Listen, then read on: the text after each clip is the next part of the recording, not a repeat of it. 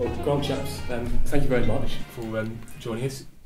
You're the MP here for Welwyn Hatfield, but you're also chairman of the Conservative Party. So what does that role actually entail, and how do you manage to balance your time between the two, working on local and national level? Well, first of all, my principle's really straightforward. I mean, today, for example, happens to be the national launch of the local election campaign for the Conservatives. I needed to do a series of different broadcasts for the media on that subject. But you were still out visiting schools. But I absolutely did. Exactly. I absolutely did not let it stop me from interfering what I see as my most important task as a constituency MP, which is looking after my constituents. So it hasn't stopped me from having my MP surgery. I visited 2 schools and 1 further education college today, and we've got several more meetings to come. I think that if you forget about the people who put you there in the first place, who rightly demand your time, then you don't deserve to do the job. So I do it very simply. I prioritise my constituents. I make sure I've got a brilliant team working alongside me. And the national job, well, people kind of pretty much know what it's about. I'm the person who goes out and talks for the Conservative Party about our values and what we want the country to be. We think it should be a country where people can, if they work hard, they can get on in life. In that sense, a very Welwyn Garden City ethos and concept, I think. George Osborne has told us that sometimes his sort of discussions with his constituents and surgeries sort of influence maybe decisions that he makes on a sort of wider, more national level. Do you ever find that sometimes talking with people here and your constituents can sort of do that? Endlessly, absolutely. I mean, it's amazingly instructional. And what's been even more interesting in government is seeing people come to my surgery, perhaps with a constituency casework, their own individual circumstance, and I'll say, you know what, I know about this, and the reason I know about it was that I helped to pass the law to change it to that, and you get some very, very specific cases. There's a massive controversy that happens to be of the moment about something called the spare room subsidy. Our opponents call it the bedroom tax, showing their ignorance of what a tax is, because you have to pay a tax. This is a benefit. I had a fascinating constituency case of a man who came along and said that he was now being asked to pay the rent for his spare rooms. He had a couple of them. That he didn't want to do that and he wanted to stay where he was. And I listened very sympathetically, because I think that it's vital that we look after people who are most vulnerable in society. And I was saying, this whole measure only applies to people who are of working age. In other words, would normally be expected to be working. Why are you not working? He said, well, I haven't worked for 17 years, and the reason is that I had a bad back at the time. It took about a year, and I fell out of work, and I've never really quite got back into it. I'm saying, right, and do you think that it might be a way to get back into the labour market in order to stay in this house that you want to stay living in? He said, by the end of the meeting, I went, you know what, I think I'm actually going to do that. And he went straight from my surgery to go and investigate what he could do. Now, I mean, that's an extreme exceptional case. Most of the time it's not that straightforward. But it's a very instructional view into the policies that we're passing nationally and what the impact has on the ground. But of course, coming with the job is criticism. Whatever MPs are going to do, they're going to get criticised, whether it's fair or whether it's not. Do you take criticism from the media and the public and your constituents personally or not? I think if you don't take it personally at all, you're just not human. So I think you do have to reflect on it. A, is the criticism right or justified to start with, and B, is there something that you should or could be doing that would change it? But actually, quite often C, it's a bit of random criticism, often with fairly obvious motives. I mean, in politics, you have an adversarial system where the other lot are against you. So it's not like there isn't good cause for somebody to create mischief.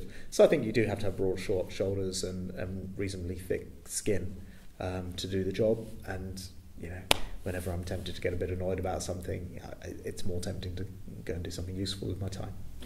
In your constituency, there are plenty of secondary schools. We were mentioning that you were one of them or two of them this morning. Yeah. And there's also a great university nearby.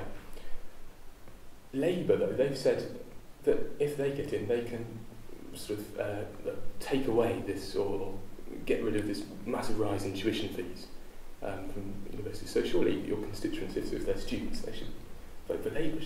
Well, if they want to believe that, then that would be obvious. However, we all know that the biggest problem this country faces is an enormous deficit.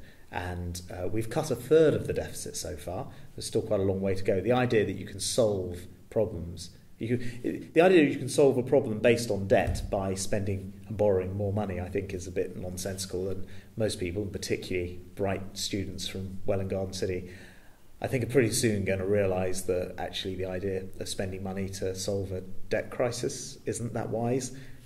So it's a great pledge, but it's not going to happen. Fortunately, I trust the public, and I believe that the public are wise enough to see when they're being, sold a pick and a poke, and they just know this is, it's easy to say. In fact, it's easy. I find they say they're against all sorts of different things, but I've no idea what they're actually for. They never tell you what they're actually going to do. They just tell you what they're against, and I think that in the end, people will look at what we've had to do as a government and say, well, I may not have agreed with it all, but we didn't go bust like these other countries, and I think that will be the defining thought in people's mind come the next election. And penultimately, just a very topical one, because of course Baroness Thatcher passed away last week, and now isn't it sort of is it a relief politically to be able to tell the people who voted Conservative, look, now we can start to move away from Thatcherite policy? No, I don't feel that way at all. No, I was a great Thatcher fan. I was, brought up politically when she was, actually just brought up when she was in power. I sat at her funeral on Wednesday and wondered whether or not I would have ended up in politics without her, whether I would have gone into public service. And the reason I wonder that is not because it would not sort of as quite such a direct consequence, but she said things which really resonated with a lot of people in this country. One of which is, look, you can do anything you want in this world. You can, work hard and get on in life. And for me, my great ambition was to go into business. I started a printing company, which still goes to this day, and then go into become an MP. And there are no glass ceilings. And that was a sort of Thatcher mantra. She would say, we don't care who you are, where you're from, your colour, your creed, your religion. What we care about is what you can do and what you have to offer. So it's very much taking inspiration. Inspiration, absolutely. And I think the Conservative message today, which is, as I mentioned to you before, we back hard-working people who want to work hard and get on in life. That's the Conservative way. That's the Conservative message. And because I think we're on the side of the vast majority of people who want to do exactly that whilst looking after the most vulnerable people in society. I think, in a sense, that's quite a Thatcherite message, maybe just for the 21st century. But no, I really mourn her passing, and I certainly did on Wednesday at the funeral. But it's amazing that she's such a big figure, even in death, as she was in life. And finally, might your constituents here ever see their Member of Parliament running for the job of Prime Minister? I doubt it. Do you know what? I've got so much to do with being Welwyn Hatfield's MP and whatever other jobs come my way. You never know what's going to happen in life. It's not a categorical no. Do you know what? You never know what's going to happen in life, and I doubt that will ever occur. I love what I do. I thoroughly enjoy representing people here in Welwyn Garden, and I enjoy what I'm doing in national government, in the cabinet, and as Conservative Party chairman right now. But who knows what the future will bring? But if I live and die and all I've done is represented Welwyn Hatfield, I'll be a happy man. Grant Shapps, thank you very much indeed. Thank you. Really appreciate it. Thanks very much.